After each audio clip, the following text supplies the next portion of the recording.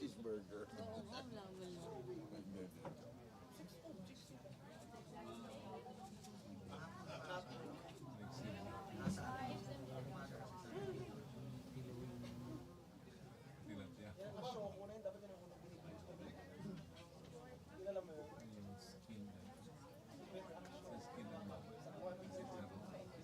Sir Mike, dito ba ka sa Davao?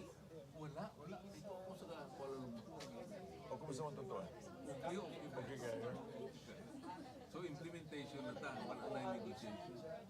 Implementation na sa Implementation. Discuss na ang implementation. Oo nga sir, Sugod man ang email na kuhaan itong mga unconstitutional. Asan ni sugod sila? Kaya mo nagsabaan pa man to. Nagsamok-samok pa man to. Wala na yung... Okay na siya. So, sharing na sila, MIMN. Ang MIMN, murag separate. Talk to them separately. Pero willing sila mag-share. Oo, willing sila. So, saan naman ang bagong pa? BB, saan na? BBL. DBL pa man gihapon. BBL. Mauna ang unconstitutional provision. Ay ba? Ay, puro naman taga-Mindanao kasi nabtanay. Puro man sa taga-Mindanao. Puro bisera. Inday ko. Santiago. Ayaw kayo siya na. Ay, ito. Lugin ito doon. Ayaw ba?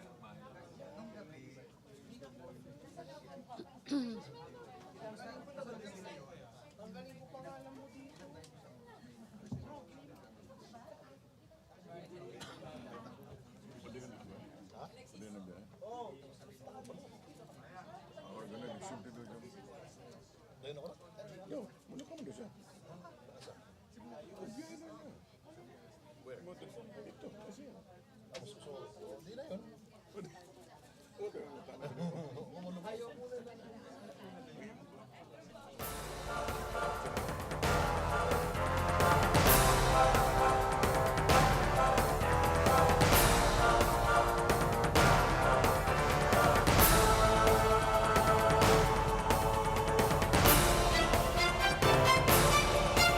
good morning. Welcome po sa press briefing ni Presidential Communications Secretary Martin Andanar. Happy birthday, sir. And good morning. Thank you, Rocky. Happy birthday to you too. I would like to congratulate the new MPC officers. No, I believe that you just elected a new set of officers.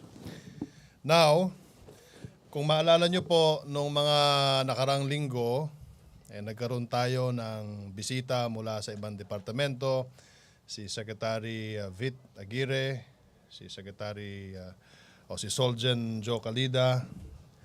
Of course, kilala nyo na po si Secretary Salpanelo. No, so pinagpapatuloy po natin yung ating pakikipag-ugnayan sa iba't ibang departamento ng ating gobyerno. Kaya today, since yesterday was my birthday gift to you is a star-studded guest list. Kasama po natin ngayon ang ating kalihim po ng DILG, Secretary Ismael Sueño, Mike Sueno, at kasama rin po natin ang ating Commissioner ng Customs Commissioner Nicanor Faldon. Meron silang mga balita na ibibigay sa atin para punong-puno ang ating dyaryo, ang ating mga payagan, ating TV newscast at radio newscast at online newspapers by tomorrow, Rocky. So if I may, I will Yes, sir. now introduce our first resource person. Is fellow man of faith before his foray into politics and government. Secretary Sueno graduated arts from Our Lady of Perpetual Help Seminary in Marbel and pursued philosophy from the Regional Major Seminary. Later in his life, Sec Mike chose to do more by serving our countrymen, first as elected mayor of Coronadal, South Cotabato, and then served as governor of South Cotabato. In 1997, Sueno was appointed to the Southern Philippine Council for Peace and Development, Consultative Assembly by then President Fidel V. Ramos. Prior to his appointment to the DILG, Sec Sueno has been active in various local and community organizations in South Cotabato. He founded the South Cotabato Foundation Incorporated and Tinguha Foundation, which are helping the poor in the provinces. Ladies and gentlemen of the Malacanang Press Corps, let us please welcome Secretary Mike Sueno. Hello, good morning and happy birthday, Sec Mart. Okay po, I'm ready. First question, sir. First question will come from questioners or no, it's opening. So I'm, before I used to watch this Malacanang Press Corps on TV. Yes, sir. Now I am here standing before you and I hope I can answer all your questions. Yeah. Yes, sir. Please. Yeah, okay. Please do, sir. So maybe I was asked by Sec Ernie to maybe I can talk about the Masa Masid updates. You know what Masa Masid is? So Masa Masid is an all barangay approach to eliminating illegal drugs, corruption and criminalities, and enhancing development in the countrysides. So Masa Masid stands for, Masa is people, Masid is what's. Masa Masid is actually because we will focus on the barangay, this is an umbrella organization of all government groups located in the barangay, plus volunteers from the barangay. So, parang they will volunteer to come out in support of our government, especially now, especially now that our president won on the basis of volunteers coming from the entire nation. Now we know that this volunteerism among our people still exists. This is why our president has a high trust rating. So, so we will seize this opportunity for our barangay people to volunteer themselves, especially in the elimination of drugs, criminality and corruption, and also enhancing development. So the objective of Masa Masid is to lift our people in the barangays out of poverty and becoming a society, a self-sustaining society, and a happy community free from drugs, corruption, and criminality. And our strategy is to coordinate all agencies of government in the barangay plus volunteerism from the people at the lowest expense from government and evoking immediate action from our people in the barangays, from the government and people in the barangays. Yun ang strategies natin. Thank you, Secretary. First question will come from Pia Rappler. Microphone, please. Yeah, yes. Thank you. Good morning, sir. I Yes. just want to ask, ano na pong update on the investigations of the mayors linked to drugs? For example, the Albuera mayor was able to go back to his position. Will the same fate will the other mayors also, will that happen to them? And what will be the basis for saying that there is not enough evidence and thus they can go back to their positions? You are referring to this particular mayor from Albuera? Sir, yes, and also the others who have been Yeah, all the implicated. others who were mentioned by the president, many of them came to our office, but they denied involvement in drugs. All of them denied. But one thing good is that they agreed to open themselves to investigations.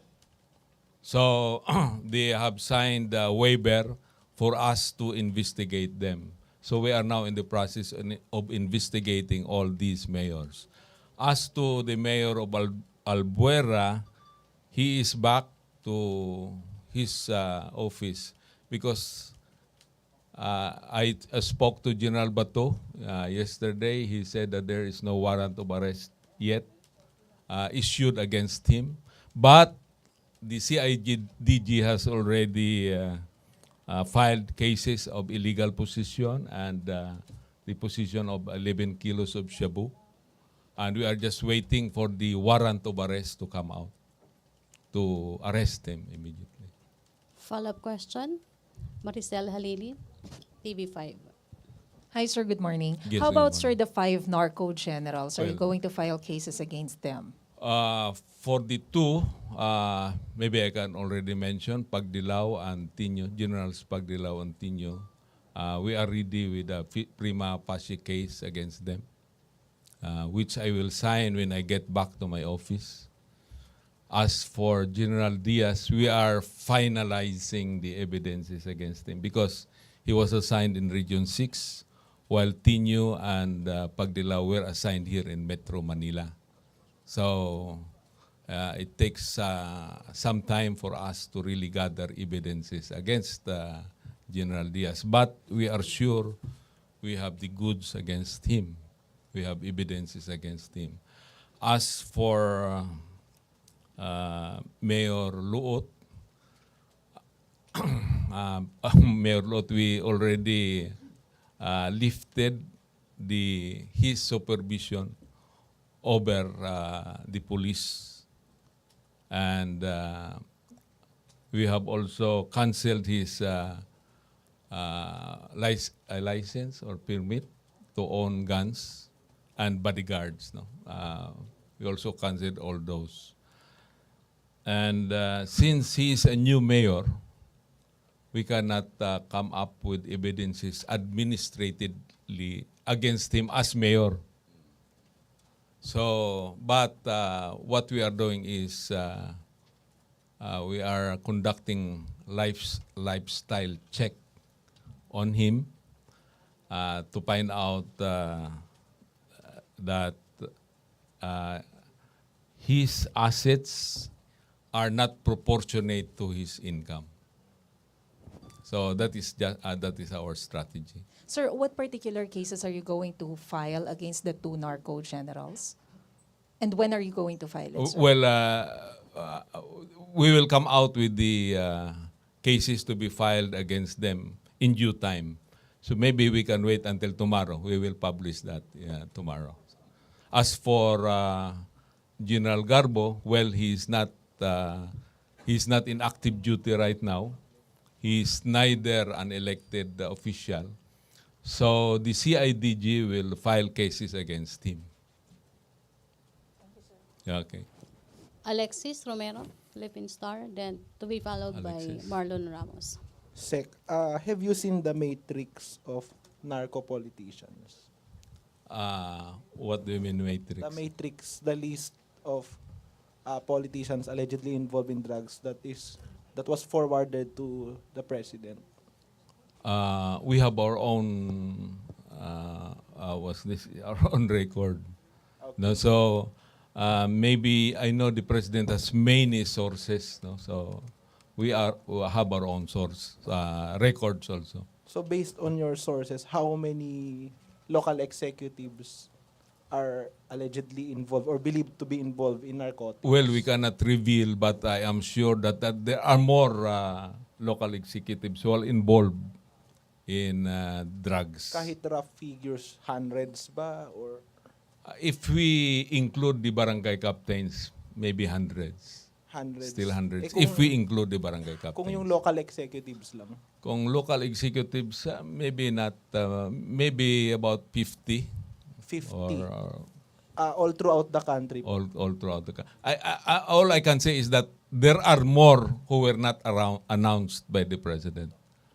And they are being investigated. They are validated up to now. And they will likely be part of the expose, the next expose. We are not sure, but this is up to the president. So since you have 50, you said you have 50 out. Maybe more or less. What do you say? What does this say about the problem? This says that the problem on drugs is enormous. It has gone. It has expanded not only in one province but all throughout the country.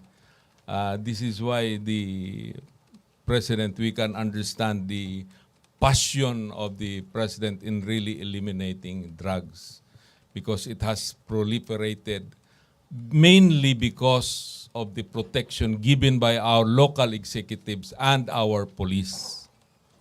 So this is why maintindihan natin kung gaano siya ka-passionate, no?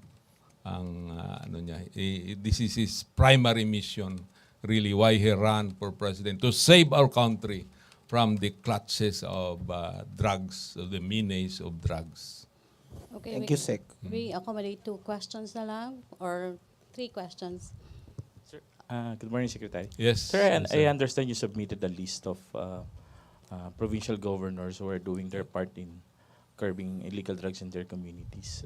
Can you explain, sir, yung vetting process niyo?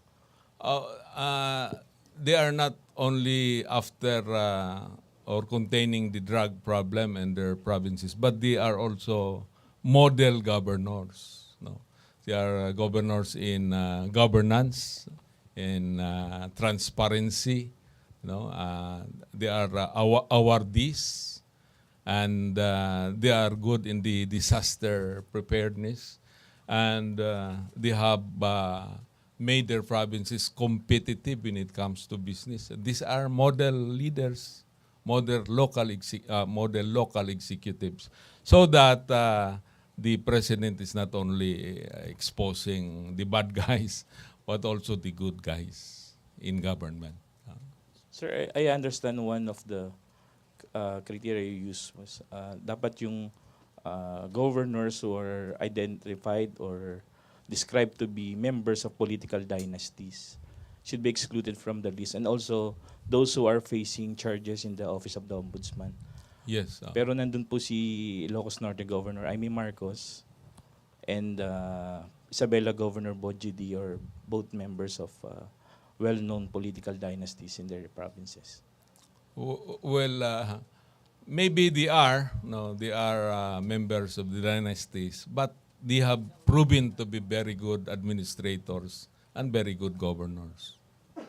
So maybe na outweigh yung pagka-members nila ng dynasties and by their performance as governors. They're exempted from that criteria. Not really, but they still remain as having dynasties in their respective provinces. But they are well known to be good administrators. Sir, maybe we know, sir, anong particular award yung bibigay sa kanila, and kung may bibigay ba sa kanilang some form of assistance as part of the recognition? Not yet. But as per record, these are the governors, list of governors who have done very good to their provinces. So sa listahan, pero we are not giving them extra bonuses by being announced as the good guys in government. Sure. So we are not giving them awards. Sir, magiging ano ba, no? regular basis, and will you also recognize mayors and other local officials? Maybe next week we will come out with good city mayors, and the following week with good municipal mayors. Good performing local executives. Thank you, sir. Thank you, Marlon. Dexter Ganibe, and then Joseph Morong.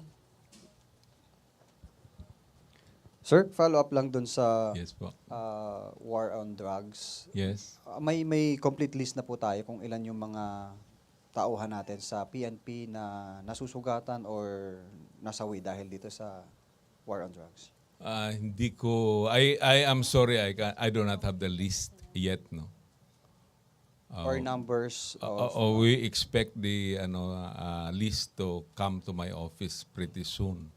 But right now, we do not have the list yet. Last na lang, sir. Follow up Yes, lang. yes. Dun sa kay retired General Garbo, do we have the whereabouts of the general now? Well, that is highly confidential, so we cannot reveal that, no. So last question coming Yes. from Joseph Morong, GMA 7. Sir, just on the two, si General Pagdilaw and Tino, what's our basis for saying that you have prima facie evidence against the... That's why let's wait until tomorrow until I sign it and we will make it public. Sir, Perhaps tomorrow. Tomorrow na yan, sir. Yes, okay. Pero in drug involvement nila yan, sir, no? I mean, their role? Yes, their role in involvement and their involvement in drugs because this is the basis of the pronouncement of the president. Sir, yung sa si Mayor yung sa Albuera, why was he allowed to return to his post in the first place? Mayor of Albuera? Yes, sir. Because there is no warrant of arrest issued against him yet. So this is why the CIDG has already filed cases against him and we are waiting for the arrest warrant to be issued. Sir, hindi naman yung tatakas or something? Hindi naman. Siguro. May commitment man not to? Oh yeah, oo. May mga policeman tayo doon. Okay, sir. Thank you. Thank you, Joseph. Secretary Andanar. Thank you, Secretary Sueno. Thank you. Thank you very much. Dagang salamat, Secretary Mike Sueno. Thank you so much for gracing our media briefing today. On to the next. Resource person is a man of great courage and conviction, a nationalist and patriot. Commissioner Nick Faldon started his career in the military as a third-class trainee of the Naval Combat Engineering Brigade, formerly Naval Construction Brigade or CBs, and was called into active duty by the Philippine Marine Corps in 1992. In this life, every one of us is given a choice, but the choice of Commissioner Nick is what separates greatness from the ordinary. And Commissioner Faldon chose the former by choosing the more difficult path of refusing a plea bargain from a sitting government. We are thus confident that such moral conviction will see this Batanes-born who had been awarded a Gold Cross medal, among others, through as he heads the Bureau of Customs. Commissioner Nick has 23 years of government service before rejoining the administration of President Rodi Duterte. Ladies and gentlemen of the Malacanang Press Corps, please welcome Commissioner Nick Faldon.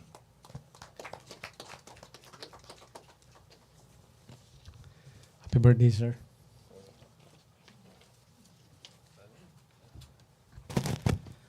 Yes, after 50 days, I believe we have to report to the people kung ano yung nangyari na sa customs. 1.3 billion of different types of contraband have been seized by the Bureau of Customs, ranging from drugs, red onions, sugars, and kasama yung mga pampaganda, cosmetic, mga fake or without FDA permits coming from the different parts of the world na pumasok. So, meron na tayong including 10 high-powered firearms that were attempted to be sneaked to the country through balikbayan boxes. Yan, ano pa? Yes. Yes, sir. We have also, okay na? Yes, sir. We have also have a strong case against one of our employee. The name is Customs Police Captain Arnel Bailoses, 4 individuals who have direct transactions with him testified through affidavit that previously, since 2012, they have been giving bribe money. It's called in the customs tara, amounting to at least 100 to 120 million pesos monthly. So I've already forwarded the case folder of this employee to the Department of Justice for investigation. That's so far as our effort to curb corruption in the Bureau is concerned. We have now a very strong case against this individual. In our effort to make the Bureau more transparent to the public, by next week you can now view the Office of the Commissioners through online. We have set up right now the setting up of CCTV cameras in all the front-line offices of the Bureau of Customs have been ongoing. We expect that in the next 30 more days, the big ports in Manila can now be viewed publicly, all the transactions being done there. But my office is the first one, so that no employee will refuse the setting up of the CCTVs. By next week, you can now view me in my office, in my conference rooms, and everywhere that's within the Office of the Commissioner. So I'll set an example on the setting up of the CCTVs. Since my day one of office, I've invited you, the press people, to go to the Bureau and look for whatever you want, and our office is open. This is in line with the President's position of transparency. Even without the law being passed, we'll open up our offices. You can ask anything you want, and we will provide it to you. So that's as far as the transparency of the Bureau of Customs is concerned. We are continuously isolating and tracking all the Bureau officials that are believed to be very corrupt. In your previous report, some of you have already reported activities I have done, set up standards with the Bureau officials. Yun, so... Questions? MPC? Questions? Marlon? Oh, Pia. Rappler. Microphone, Alexis. Thank you. Sir, President Duterte last weekend said that all the posts that are not cabinet secretaries and not career officials will be vacated. Do you consider your post vacated as of today? I've received instructions from last night through Secretary Medialdia to continue to discharge my duties. Marlon Ramos. Sir, regarding the customs personnel, you said bibigay ng tara. Sino yung mga nabigyan niya? Sino-sino yung mga tao na yan? Are you considering also filing cases possibly against them? That's why I turn over the case folder to the Department of Justice so that they will be the one to conduct investigation and come up with whatever courses of action it's necessary to be done. Were you able to speak, sir, with that guy? Yeah, I've spoken to the official immediately within the day that I received the information. And then, of course, nobody... He denied us. So that's why let's see the result of the investigation. The affidavits was given to me in the first week of July, immediately when we assumed.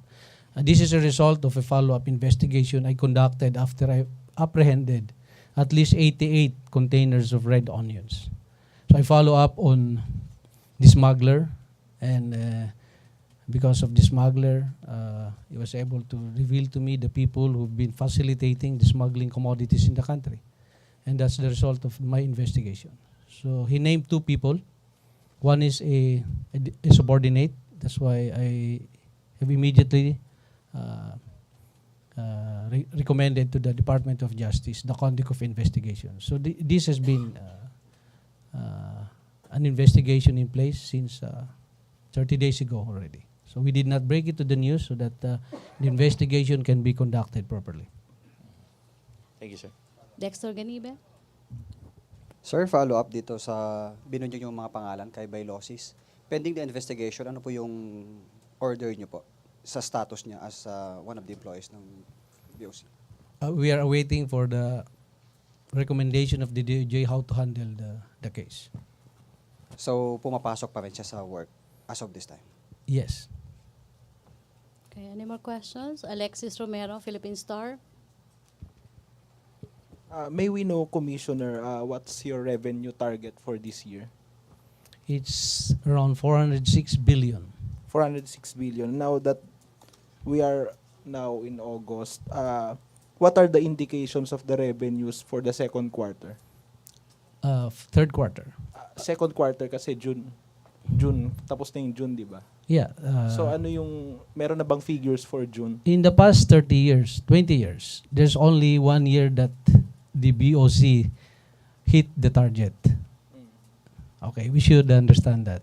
So this year is not an ordinary year. It's a normal year for the BOC, meaning it's behind the target. Now in the first semester, 2 quarters, it's how many % below the target, and then we are picking up in this month. So we're hoping we can recover up to December. But that's the direction of the collection. We are improving in this month, but in July it's very low, as low as the other month of the year. So what's the likelihood that you will reach the target for 2016? We will work hard to at least reach the target, but it's really just one of the mandates of the Bureau. But is it doable, the target? I think it's doable. It depends on our ability to address the other issues that will improve the revenue collection. How optimistic are you that you will reach the 2016 target? When we talk about BOC, some people really try to rate the performance of BOC on the revenue collection. We can bring in a lot of commodities and reach the target, but we might sacrifice our mandate of border security. That's why we have this balikbayan boxes inspected. We have controlled the delivery of these 10 high-powered firearms. We have to make sure that we will not just bring in commodities here so that we can hit the target at the same time we sacrifice one of our mandate, that is border security. So if you are going to rate the Bureau of Customs based on the tariff or the revenue collection performance alone, then we'll be missing in our two mandates. That's border security and trade facilitation. Okay, thank you, Commissioner Faldon. Secretary Andanar. Thank you, sir. Thank you, Commissioner Nick Faldon. And the good news is Commissioner Nick has agreed to give his briefs, not the brief, but the briefs, the news briefs, here at the Malacanang Press Corps. Right? Come, Nick? Yeah. So once in a while he will be reporting here. Also, the LG Secretary Mike Sueno will be reporting also his accomplishments here at the Malacanang Briefing Center. And now we continue with normal programming. The next resource person is the most resourceful. It does not need any introduction, but he is a man of God. May we welcome our the mainstay, the main anchor of this press briefing room, spokesperson ABELLA. Sir, it's your turn already. I'm sure you have more questions. Thank you, Secretary Andanar, Secretary Sueno, and Commissioner Faldon. Thank you. Sir? Any statement, sir?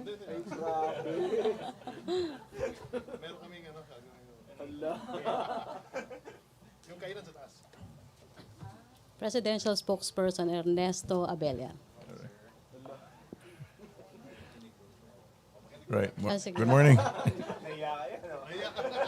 No, it's perfectly all right. Actually, this whole period is really dedicated to them. But so we'll allow for about 2 or 3 questions. Okay. First question will come from TV5, Maricel Halili first. Hi, sir. Sir, I just would like to clarify the statement of President Duterte with regards to United Nations. When he said that maybe it's about time for the Philippines and the UN to separate, what does he mean by that? Well, basically, he was really just reiterating the fact that he was reiterating national sovereignty and the fact that he did not welcome interventions or what you would consider meddling. But the entire process of decoupling is not decoupling is not. What's her name? Gwyneth Paltrow used it. Is not to be taken lightly. But he was basically stating the fact that the Philippines is a sovereign nation and should not be meddled with. But, sir, what will be the possible implication of this? I mean, to our relationship to other countries, other members of UN, or the UN per se? Well, we are not decoupling, I said. I mean, it was simply a matter of record. It was a statement. He was simply stating the fact that the Philippines is sovereign in itself. But is the president willing to undergo in any kind of investigation, or at least to answer the questions of UN? He welcomed it, right? Thank you. Follow-up question? Joseph Morong, to be followed by Marlon and then Alexis. So you said that that statement underscoring our sovereignty should Yes. not be taken lightly. Yes. But also you said that we are not separating from the UN. I said correct? basically it was not a statement of, it was a way of stating. It was a way of stating that the nation is sovereign. Okay. It was not a statement of fact that we are leaving. So no plans at all, sir. I said, let me backtrack, okay? Just to be sure, sir. Let me backtrack. That it was basically a statement stating that we are a sovereign nation. Okay. No intention to get out of it. Just to be clear, sir. Okay, let me just put it this way. He said that basically it was a statement of sovereignty, period. Okay. Ina Andolong, CNN Philippines. Hi, sir. Yes. Sir, so how would you then describe the statements of the president? Then, I mean, he was talking about possibly taking back or stopping our payments to the UN, if only to start our withdrawal from the UN. How would you describe that? I mean, was it a spur of the moment It was not comment? spur of the moment. I mean, out of anger? Ano po ba? Basically, it's a way of explaining. You have to take it within the context of his conversations with the press, right? He's well, kumbaga kukunin mo yan, you get the core of this statement, okay? And this is all a matter of explaining his basic core statements that as a sovereign nation, we cannot be meddled with. Okay, he also used the term inutile to describe the UN. How would you then reconcile that? I mean, does he not recognize, let's say, aid given to the Philippines He by talks the about- UN previously? No, I don't think he was referring to that. He was referring exactly to the way that the UN inutil. That was the term that he used, inutil, no? In terms of effectivity in implementing force, for example, when they are, for example, intervening in conflicts, international conflicts. Lastly from me, he called out the UN head basically here. Rapporteur. Yeah, and also when he was talking about parang protocol issues back Oh, in yes, daw, okay, hindi, right. he wasn't informed by the Yes. UN maybe representative here. Is there now any effort to reach out to that? I believe resident coordinator ang meron tayo dito sa Philippines to clarify. Having said what he said, it's now incumbent upon the other person to respond to that statement. Thank you, sir. Any other question like to? Ace Romero. Wait. UN? Wala ba kayong concern since yung Philippines is one of the most prone to disasters, and then yung UN tumutulong sa atin tuwing may disaster? This is not to negate. No, we're not negating anything. We're not negating support. We're not negating aid. We're not negating all of those things. The president was simply stating the sovereignty of a particular nation. What do you think are the advantages of leaving UN? I do not have any opinions about that. Okay, there are no advantages or disadvantages. The president did not mention that. Marlon Ramos? Sir, the president agrees with the UN and all other human rights advocates that dapat yung due process must be upheld in dealing with criminals in enforcing the laws. Why does he consider the UN statement against extrajudicial killings as meddling with his governance? Simply because we are able to handle our own investigations. And he, in fact, if you notice his statement, if you took it in particular, he was referring to the fact that the United Nations seemed to be singling out the Philippines in particular, and he was actually referring, how come you don't make human rights statements about, for example, U.S.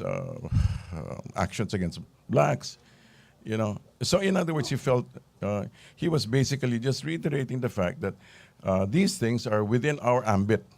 Within the ambit of national sovereignty, national concerns, and that there was no call for the United Nations to at this stage. There's no call for the United Nations to make any investigations, and that of course he in fact as the question of Ms. Kalalang earlier, that there should have been if they really had any intentions, serious intentions about investigating these matters, they should have made formal presentations and not just made general statements. So does the president consider any statement which he considers as against his policy as meddling, as No. interference? As I stated, he said the United Nations, being a public institution, should have made formal representations because we also are a formal institution. It's not the statement that he was referring to. It was the fact that they were making statements out. They were just simply making statements without having made formal representations with the nation, with the president himself. Sir, apparently the president is not aware of the assistance that UN has been giving the Philippines, lalo na nung panahon ng Yolanda and those after things. humanitarian aid. Excuse me. Those things are two entirely different concerns. He was not disclaiming the aid. He was simply disclaiming he was taking umbrage at the fact that the United Nations, through their representatives, were making public statements without having made formal representations. But the president said UN has done nothing to us anyway. He Come said again? that. Sabi po ni Presidente Duterte, the UN has done nothing to us anyway. So Well, might as well no, sympathize with. Come again? So might as well na we bolt out from the UN kasi wala naman sila nagagawa for the Philippines. Come again. I'm asking that kasi are you planning to brief the president at least No, he is. on the relationship between the Philippines and UN and how UN is extending assistance to nations like the Philippines? The president does not need briefing from me. Okay, he is perfectly aware of this situation. Thank you very much. Okay, thank you. Thank you. May question? Other issue? UN? Can we other move on issue? to Other issue, Maricel Halili, Other issues. TV5. Sir, yung sa... Oh, yeah. Sir, Yes. hello po. Sir, yung klaruhin ko lang po yun sa instruction ni President Duterte na yung mga presidential appointees should consider yung kanilang mga position na vacant starting today. Sino-sino po ba yung sakop nito? Is he talking about all the appointees? As per update according to ANDANAR, that this refers to appointees from the past administration, and that with the exception of two that were actually addressed, it does not apply to the current appointees. Aquino and... The Joseph, holdovers, please yeah. use the microphone, please, Joseph. No, basically that this refer to well, as you would say, holdovers, but basically these are appointees from the past administration, and does not refer to appointees of the current administration, except those who have been made reference to. Okay. Sir, you mentioned there were 2. Sino po yung... No, they made reference to. Okay. So, akala ko may dalawang Di tao. ba? It's a dangling participle. So, sir, ilan po yun na hanggang ngayon ay nasa holdover capacity pa rin from We don't have the numbers. Okay. So, sir, yung sa LTO and LTFRB, will they be called to the cabinet meeting later? I'm not sure about the process, but they have been referred to. So, yung sa LTO, LTFRB, sir, Come again? I'm not sure now. Okay. Okay, thank you. Follow-up, clarification, and then follow-up. Sir, pwede pa ba kahit dalawa lang before si Sir may... Sige. So, unahin natin si Weng de la Puente. Yung babae mo.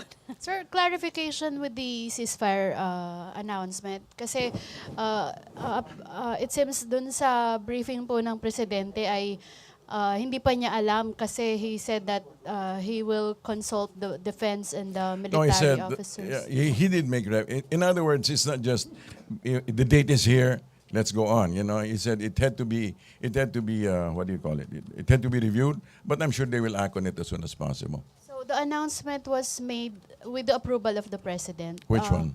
The restoration of the unilateral ceasefire.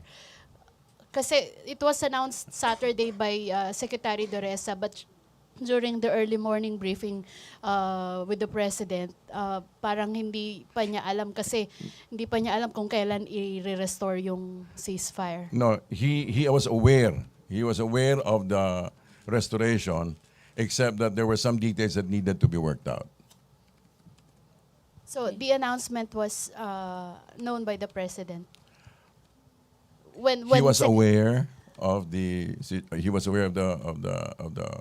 promise to restore it, but there had to be some items that needed to be worked out. That's why he said we will review. So going back to UN, sir, are we going to pull out our troops? We're not making any drastic moves regarding those matters. All right. Okay. Thank you, Weng. Last question na. Dexter Ganibe and then Joseph Moro. Last 2 questions. Microphone, please. Kay Dexter. Sir, follow-up lang doon sa vacancies. Binabanggit na yung mga appointments, holdover appointees nung nakaraang administrasyon. Tama po, ano? Come again? Yung sa mga vacancies na kailangang, ano? What about the vacancies? Yung in-announce ng Pangulo na yung mga appointees na ma-vacant yung kanilang mga posisyon. So what is the question? Hindi po ba meron tayong administrative order number 1 stating that until July 30 lang yung mga nag-hold over. Alright, okay. So ibig sabihin ba nagtuloy-tuloy po sila? And kasama din po ba yung binabanggit na past administration ng mga appointees? Kasama din po ba dito yung mga yung kanilang termino ay fix? Meron po, there's going to be a review of those who have tenure. Heads of agencies who have tenure, they will also be reviewed. Okay. Thank you. Dexter, final question. Raymond Tinasa. Sir, good afternoon. Sir, just your reaction to the ongoing Senate investigation of Senator De Lima, and are you aware if the President is watching, monitoring what is going on the Senate hearing? He most probably is. Thank you. Okay, thank you Malacanang Press Corps. Thank you Presidential Spokesperson Ernesto Abella. Back to our main studio sa Radyo ng Bayan at PTV. Decoupling.